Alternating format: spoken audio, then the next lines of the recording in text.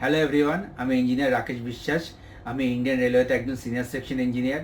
আর ভিডিওটা কী নিয়ে করছি তোমরা সবাই নিশ্চয়ই বুঝতে পেরে গেছো থাম্বনেল দেখে। তোমরা সকলে অলরেডি জেনে গেছো যে আরআরবি জুনিয়র ইঞ্জিনিয়ারের নোটিফিকেশন চলে এসেছে এবং রেলওয়ে আবার প্রায় 5 বছর পরে জুনিয়র ইঞ্জিনিয়ারের রিক্রুটমেন্ট করতে চলেছে। হ্যাঁ, প্রায় 5 বছর। 2018 সালের ডিসেম্বর মাসে আরআরবি যেই লাস্ট নোটিফিকেশান বেরিয়েছিল এবং সেই রিক্রুটমেন্ট প্রসেসটা হয়েছিল সম্পূর্ণ 2019 সাল ধরে। আবার সেই নোটিফিকেশান 2024-এর মাঝ বরাবর, অর্থাৎ এটা জুলাই মাসে আবার সেই নোটিফিকেশান চলে এসেছে। সো আগে তোমাদেরকে একটু বলে নিই পরীক্ষাটার প্রিভিয়াস হিস্ট্রি হিসাবে, মানে আগের বার যেটা 2019-এর নোটিশে এসেছিলো সেটাই পরীক্ষাটা কতটা সময় নিয়েছিল বা কীভাবে পরীক্ষাটা হয়েছিল। পরীক্ষার সিলেবাস তোমরা দেখলেই বা নোটিফিকেশান দেখলেই তোমরা সবাই বুঝতে পেরে যাবে পরীক্ষার প্যাটার্ন কি। এটা দুটো সিবিটিতে এক্সামে কন্ডাক্ট করা হবে, CBT 1, CBT 2। CBT 1টা সম্পূর্ণ নন টেকনিক্যাল এবং MCQ বেসড। এটায় কোয়ালিফিকেশান একটা মার্কস আছে, যে কোয়ালিফিকেশান মার্কস তোমার নোটিফিকেশানে পেয়ে যাবে। এর নম্বর CBT 2-তে অ্যাড হবে না, অতএব এটা জাস্ট তোমাদের কোয়ালিফাই করার জন্য। লাস্টবার মোটামুটি 60%-এর উপরে আশেপাশে কোয়ালিফিকেশান মার্কস গেছিলো সব জোনে। মোটামুটি 55 to 60% কোয়ালিফিকেশান মার্কস গেছিলো, তার উপরে যায় না। এবং তারপরে CBT 2, যার উপর তোমাদের এক্সামের রেজাল্ট ভিত্তি করবে। CBT 1 ক্লিয়ার করার পরে CBT 2 দেবে। CBT 2-তে তোমাদের মেনলি টেকনিক্যাল থাকছে, 150 নম্বরের মধ্যে 100 নম্বরই টেকনিক্যাল থাকবে, বাকি বিভিন্ন তোমার সাবজেক্ট আছে। এবার সিলেবাস নিয়ে ডিটেলস আমি এই ভিডিওয়ে কভার করছি না, জাস্ট এই ভিডিওটা একটু ওভারভিউ দেবো। আমি সিলেবাস টোটাল কেমন হতে চলে, সিলেবাসটা কী, কীভাবে প্রিপারেশন করবে, কোথা থেকে প্রিপারেশন করবে, আমি পরে ভিডিও বানিয়ে আবার আপলোড করব এবং সেই ভিডিওতে ডিটেলসে বলবো যে কোন কোন জায়গা থেকে এখন প্রচুর ফ্রি সোর্স অ্যাভেলেবেল আছে ফার্স্ট রাউন্ড বিশেষ করে প্রিপারেশন করার জন্য। ইভেন CBT 2ও যেটা আছে প্রিপারেশন করার জন্য তোমাদের কোনো কোচিংয়ে ভর্তি হতে হবে না, ইভেন তোমাদেরকে বাড়ির বাইরে কোথাও যেতেও হবে না। তোমরা যদি সিরিয়াসলি ইউটিউব ফলো করো, অনলি ইউটিউব, তাহলেই তোমাদের এত সোর্স অ্যাভেলেবেল আছে যে ইজিলি ক্র্যাক করে দেবে। আমি মানে যত গভর্নমেন্ট জব এখন বেরোয় আমাদের স্টেটে বলো বা সেন্ট্রালে বলো, যদি ইঞ্জিনিয়ারিং লেভেলে কোনো জব ক্র্যাক করা সব থেকে ইজি হয়ে থাকে তাহলে সেটা রেলওয়ে জুনিয়র ইঞ্জিনিয়ার। এর মতো ইজি টু ক্র্যাক জব নেই। জাস্ট রিটেন পরীক্ষা দেবে, রিটেন ক্লিয়ার, তারপরে মেডিকেল, তারপরে পোস্টিং। কোনো ইন্টারভিউয়ের ব্যাপার নেই। আর রিটেন পরীক্ষা যথেষ্ট স্বচ্ছভাবে হয়, কোনো ঝামেলা নেই, মানে প্রসেসিং খুবই ফাস্ট। প্রসেসিংটা এবার তোমাদেরকে পুরনো এক্সামটা সম্বন্ধে বলি, যেটা 2019-এর এক্সাম ছিল। 2019-এর এক্সামটা সম্বন্ধে একটু বলছি। 2019-এর যে এক্সামটা, তার নোটিফিকেশান বেরিয়েছিল ডিসেম্বর এন্ডে, 2018 ডিসেম্বর এন্ডে, সম্ভবত 29শে ডিসেম্বর বা 28শে ডিসেম্বর এরকম কিছু একটা হবে, নোটিফিকেশান বেরিয়েছিল। এবং নোটিফিকেশান বেরোনোর পরে 1 মাস ধরে ফর্ম ফিল আপ চলে, যেটা এবারও তোমাদের প্রায় 1 মাস ধরে ফর্ম ফিল আপ চলবে, দেখতেই পাচ্ছ। এবং এই যে CBT 1 ফার্স্ট রাউন্ড পরীক্ষাটা হয়েছিল, নোটিফিকেশান বেরোনোর মোটামুটি 5 থেকে 6 মাসের মধ্যে। এর CBT 1 এক্সামটা শুরু হয়েছিল মে মাস থেকে, মে মাসের মিডিল থেকে, এবং জুন মাসের 3-4 তারিখ অবধি CBT 1 এক্সামটা হয়েছিল। মোটামুটি 20-25 দিন ধরে এক্সাম হয়েছিল CBT 1। এরপরে CBT 1-এর পরে রেজাল্ট বেরোনোর জন্য কিছুদিন টাইম লাগে এবং রেজাল্ট বেরোনোর পরপরই CBT 2-এর অ্যানাউন্সমেন্ট হয়ে যায়।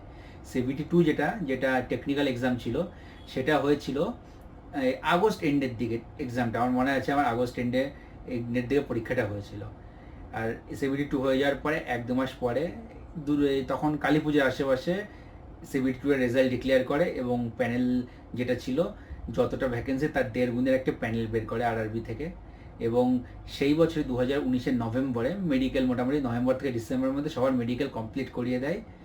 আর 2020 ফেব্রুয়ারি মার্চ থেকে সবার মানে বাড়িতে চিঠি আসা শুরু করে। জানুয়ারি এন্ড ফেব্রুয়ারি মার্চ থেকে বাড়িতে চিঠি আসা শুরু হয়ে যায় এবং জয়নিং শুরু হয়ে যায়। 2020 মার্চ মাস থেকে আবার যেহেতু একটা করোনার ব্যাপার ছিল, লকডাউন চলে আসে, সেজন্য অনেকের রিক্রুটমেন্টটা মানে জয়নিংটা একটু লেট হয়ে যায়। বাট ওভারঅল যদি করোনার লকডাউনটা না হতো, ফেব্রুয়ারি বা মার্চ থেকে সবার জয়নিং মোটামুটি হয়ে যেত। মানে তোমরা ধরে রাখো নোটিফিকেশান বেরোনোর পর থেকে 14 থেকে 15 মাস, তার মধ্যে সবার জয়নিং রেলওয়ে দিয়ে দিয়েছিল আগেরবার। এবং এবারেও রেলওয়েতে একটা মোটামুটি ভ্যাকেন্সি আছে এবং জুনিয়র ইঞ্জিনিয়ারদের চাহিদা আছে। সো অনেকটাই ভ্যাকেন্সি আছে এবং সেই হিসাবে ভ্যাকেন্সিও বের করেছে, ডিমান্ড প্রচুর আছে। এবং রেলওয়েতে যেহেতু মানে এখন জুনিয়র ইঞ্জিনিয়ার দরকার, এই রিক্রুটমেন্ট প্রসেসও খুবই তাড়াতাড়ি হবে, খুব বেশি লেট হবে না। এই 12 থেকে 14 মাস এটাই ম্যাক্সিমাম, তার বেশি কিন্তু লেট হবে না, এক্সপেক্ট করতে পারো। এবার তোমরা যদি এক্সপেক্ট করো, নোটিফিকেশান বেরিয়েছে, আগেরবারও যেটা ছিল তোমাদের CBT-1 এক্সপেক্ট করতে পারো 5 থেকে 6 মাস পরে, মানে এই নভেম্বর ডিসেম্বর নাগাদ CBT-1 হয়তো তোমাদের হয়ে যাবে। তার আগে হলেও হতে পারে বা চান্স কম, মোটামুটি নভেম্বর মাস থেকে ডিসেম্বর মাসে CBT-1টা হবে। CBT-1 হওয়ার পরে বেশি দিন টাইম এখন নেবে না, কারণ এখন জুনিয়র ইঞ্জিনিয়ার খুবই দরকার রেলওয়েতে। তো 2 থেকে 3 মাসের মধ্যে CBT-2 এক্সামটা হয়ে যাবে।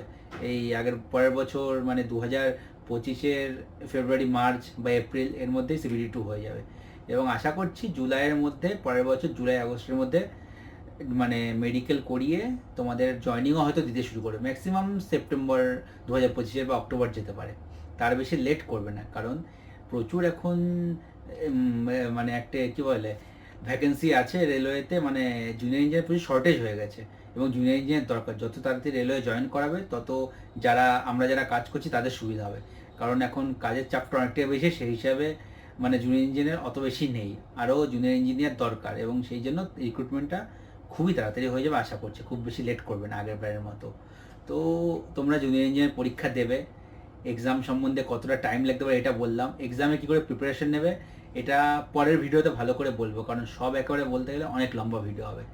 তা এবার তোমাদেরকে একটু বলি, যে এক্সামটা দিচ্ছ junior engineer, RRB junior engineer, হ্যাঁ আরেকটা জিনিস সেটাও তোমাদেরকে পরে বলে দেবো, এই ভিডিওতে বলবো না, যে কোন স্ট্রিম তোমরা চয়েস কীভাবে ফিল আপ করবে। এতে অনেক নতুন নতুন স্ট্রিম আছে যেগুলো হয়তো অনেকে নাম শোনেনি, POA, ওয়ার্কস, ডিজাইন, ড্রয়িং, হালকা হালকা জানো, ডিটেলসে জানো না কোন স্ট্রিমটা কেমন, কার জন্য কোনটা মানে ভালো হবে, সেটা আমি পরে একটি ভিডিওতে যে স্ট্রিম আছে, আমি ইঞ্জিনিয়ারিং থেকে আছে, আমি ইঞ্জিনিয়ারিংগুলো বলতে পারবো, বাকি যাদের অন্যান্য ডিপার্টমেন্ট আছে তারা হয়তো সেটাও বলতে পারবে। আমি মেনলি সিভিল ইঞ্জিনিয়ারিংয়ের যে পার্টগুলো হয় সেগুলো সম্বন্ধে পরের একটা ভিডিওতে ভালো করে বলবো।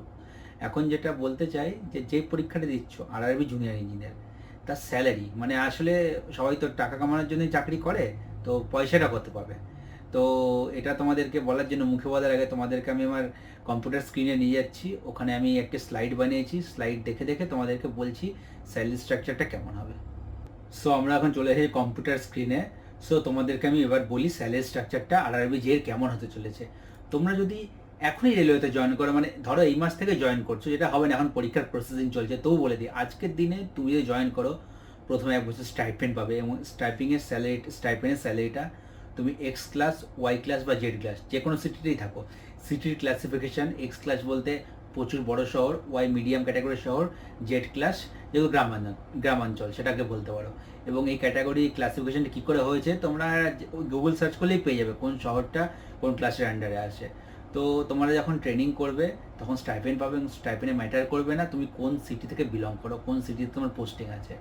সো আজকের দিনে যদি ট্রেনিং করো তাহলে তোমার স্যালারি মোটামুটি তুমি দেখতেই পাচ্ছ, তোমরা বেসিক 35,400 পাবে, প্লাস ডিএ আজকের দিনে 50% চলছে, যদিও জুলাইতে সেটা আরও 4% বেড়ে যাবে, মোটামুটি 54% হয়ে যাবে অফিসিয়ালি ঘোষণা না হলেও, যেমন প্রিভিয়াস ট্রেন্ড চলছে, প্রত্যেক মানে 6 মাস অন্তত 4% করে বাড়ছে, তবু 50% ধরে ক্যালকুলেশনটা করা, সেই হিসাবে যদি দেখো 53,100 টাকা তোমরা স্টাইপেন্ড আজকের দিন পাবো। কিন্তু এটা আজকের দিনে বলা ভুল হয়ে যাচ্ছে, কারণ তোমাদের পরীক্ষা হতে হতে, জয়েনিং হতে হতে প্রায় 1 বছর লেগে যাবে, এবং 1 বছর পরে যদি তোমরা ক্যালকুলেশন ধরো, এবার আমি দেখাচ্ছি জুলাই 2025, তারপরে তোমাদের রিক্রুটমেন্ট হলে তখন এক্সপেক্ট করতে পারো তোমাদের ডিএ 62% চলে যাবে। 62% কী করে হচ্ছে, এই জুলাইয়ে তোমাদের 4% বলে 54 হচ্ছে, তার আবার জানুয়ারি থেকে 58 হবে, নেক্সট জুলাই অর্থাৎ জুলাই 2025-এ 62-তে এটা টাচ করে যাবে। তো তোমরা যখন মোটামুটি জয়েন করবে জুলাই 2025 পেরিয়ে গেলে, তারপরে জয়েনিংটা সবাই করবে, সেই সময় কিন্তু তোমরা স্টাইপেন্ড পাবে মোটামুটি 57,500 আশেপাশে স্টাইপেন্ড পাবে, এটা ডিউরিং ট্রেনিং পিরিয়ড। তো ট্রেনিংয়ে তোমরা প্রায় 60,000-এর আশেপাশে মোটামুটি তোমরা একটা স্যালারি রেল থেকে পাবে ট্রেনিংয়ের সময়। আর তারপরে তোমাদের মোটামুটি 1 বছর ট্রেনিং চলবে, 1 বছর বলা থাকে কিন্তু কম বেশি 14 মাস 15 মাস লেগে যায় সব কিছু নিয়ে, তো 14-15 মাস, 1 বছরই ধরো, 14-15 মাস যেমন লাগবে, সেই যতদিন ট্রেনিং চলবে ততদিন তোমরা স্টাইপেন্ডই পাবে, এবং ট্রেনিং শেষ হওয়ার পরে তোমাদের পার্মানেন্ট পোস্টিং হবে। পার্মানেন্ট যখন পোস্টিং হবে এবার তোমাদের সেই স্যালারি স্ট্রাকচারটা আমি তোমাদের সামনে দেখাচ্ছি। ধরো তোমাদের আজকের দিনে পার্মানেন্ট পোস্টিং হলো, প্রথমে এটা দিয়ে বোঝাই, তোমরা 1 বছর ট্রেনিং করে আসবে, সো তোমাদের একটি ইনক্রিমেন্ট পেয়ে যাবে, এবার ইনক্রিমেন্ট পাওয়ার পরে তোমরা যখন পার্মানেন্ট পোস্টিং পাবে তোমাদের স্যালারি স্টার্টিং হবে 36,500, নেক্সট যে স্যালারিটা সেখানে চলে যাবে ইনক্রিমেন্টের পরে। এবং ডিএ আজকের দিনে যেটা আছে 50% সেই হিসাবে ধরেই করা। সো আজকের দিনে এবার এইচআরে এখন যেহেতু ডিএ 50% টাচ করে গেছে, এইচআরে বড় শহরে এক্স ক্লাসে তোমরা পাবে 30%, ওয়াই ক্লাসে তোমরা পাবে 20%, জেডে 10%। আর টিএ যেটা হয় তোমাদের টিএ হচ্ছে এক্স ক্লাসে 3600 ইন্টু ডিএ, ডিএ এখানে 50% আছে, সো সেটা মাল্টিপ্লাই করলে তোমাদের 5400 আসে। বাকি ওয়াই আর জেডে 1800 ইন্টু যেটা তোমার ডিএ আসছে যোগ করলে 2700 আসে। সো তোমাদের স্যালারি যারা এক্স ক্লাসে থাকবে বড় শহরে অ্যারাউন্ড 71,000 হবে, ওয়াই আর জেডে যেমন তোমরা দেখতে পাচ্ছ 64,000 61,000। কিন্তু এটা আজকের দিনে, তোমাদের যখন পোস্টিং হবে সেই সময়টা দেখাচ্ছি। তোমাদের পোস্টিং হবে আমি বলে দিচ্ছি, যদি তোমাদের ট্রেনিং করে তোমাদের জয়নিং হয় জুলাই 2025-এ, তো আফটার 1 বছর ট্রেনিং তোমাদের পার্মানেন্ট পোস্টিং হবে জুলাই 2026-এ। এবার তোমরা 2026-এর ক্যালকুলেশন দেখো, 2026-এর জুলাইতে গিয়ে মোটামুটি 70%-এর আশেপাশে কিন্তু ডিএ পৌঁছে যাবে। এটা যে হারে বাড়ছে ডিএ 70% ধরে রাখবে, 70% অথবা 71% বা 69% এর আশেপাশেই ডিএ থাকবে। আমি 70 নিয়ে ক্যালকুলেশন করেছি। যদি 70% তোমাদের ডিএ হয়ে যায়, তখন তোমরা জুলাই 2026-এ যখন তোমরা পার্মানেন্ট পোস্টিং পাবে, তখন যারা এক্স ক্লাসে থাকবে তাদের যেটা স্যালারি আসবে দেখতেই পাচ্ছ 78,400, তেমনই ওয়াই ক্লাসে 72,000 আর জেড ক্লাসে 68,000।